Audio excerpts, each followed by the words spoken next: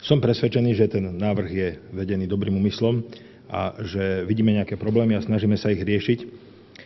Pre mňa je taký najzákladnejší filozofický rozpor, pre ktorý nepodporím tento zákon v tom, že myslím, že sa príliš zachádza práve do situácií, keď sa posudzuje vplyv alebo autorita, kompetencia štát versus rodina, a to dokonca aj v špecifických podmienkach, že čoraz viac ide do popredia ten vplyv štátu. To znamená, akoby sme presvedčení, že štát, či je reprezentovaný Národnou radou alebo nejakými úradníkmi, je viac zameraný na dobro detí a mládeže ako samotní rodičia.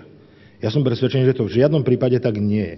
Že v absolútnej väčšine prípadov je záujem rodičov o dobro ich detí vysoko nad tým, ako je záujem kohokoľvek iného cudzieho, akokoľvek vzdelaného. Samozrejme, že sú situácie, keď v určitých patologických prípadoch je potrebné, aby zasiahla nejaká externá autorita dovnútra tej rodiny. Ak však my napríklad celoplošne zavedieme povinnú dochádzku od 3. roku, tak mi to príde ako niečo, čo je veľkým a podľa mňa ťažko odôvodniteľným zásahom do súkromia a intimity tej rodiny. Napriek tomu, že, ako som si samozrejme prečítal, že je to zadefinované, že je to pre sociálne znevýhodnených, ale kto je sociálne znevýhodnený, prípadne môže mať iné problémy, ešte neznamená, že nemiluje svoje deti a nevie im odovzdať to, čo je potrebné. Takže takéto paušalizované nadradzovanie vplyvu štátu, záujmu štátu nad rozhodnutie, nad autoritu, nad právo rodičov mne nepripadá ako správne. Aj keď rozumiem, že je to pokus, ako vyriešiť túto situáciu. Ďalšia vec sa týka,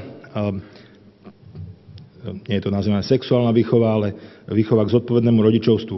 No, som stredoškolský učiteľ s 15-ročnou praxou, vyučoval som predmet náboženstvo, v rámci ktorého som teda, ako niekedy hovorím, učil všetko a boli to práve aj tie veci, ktoré sa týkali vzťahov, sexuality, antikoncepcie a takýchto vecí. To znamená, že rozprávali sme sa so študentmi o tom, jednak aj z ich záujmu, a jednak sme to mali najmä v tých vyšších ročníkoch, kedy to bolo také pre nich, nazvem, že vysoko aktuálne, tak a navyše sme už mali v podstate posledný krát, nazvem to tak, že v ruke, lebo už odchádzali zo školy, tak mnohé tie veci sme teda prebrali už úplne systematicky.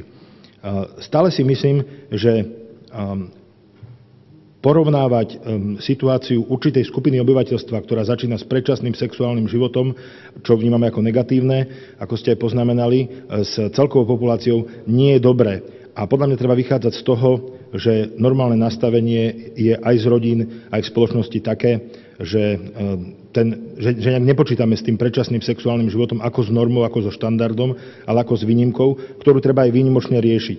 To znamená nie spôsobom, keď zavádzame nejaké povinné štruktúry a osnovy. Pretože situácia je teraz taká, že to z veľkej časti leží ani nie tak na školách, ako skôr na konkrétnych učiteľoch.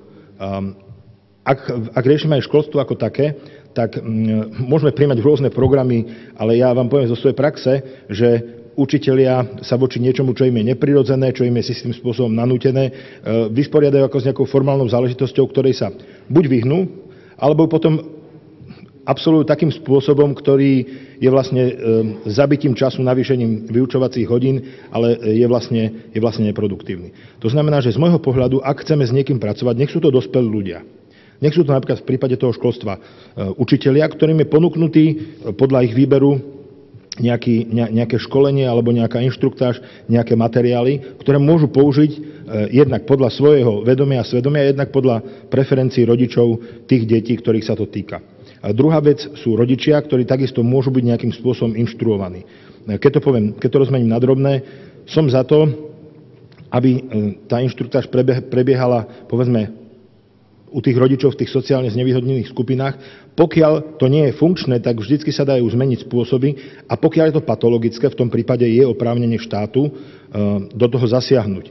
Ale nie nejak celoplošne naozaj tá filozofia akejsi dôvery, že štát, úradníci to myslia s deťmi lepšie ako rodičia, mi príde ako dobromyselný omyl.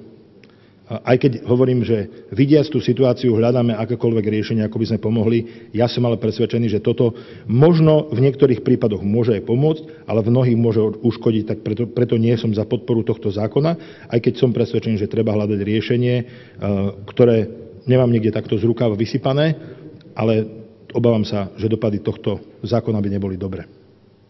Ďakujem vám pekne.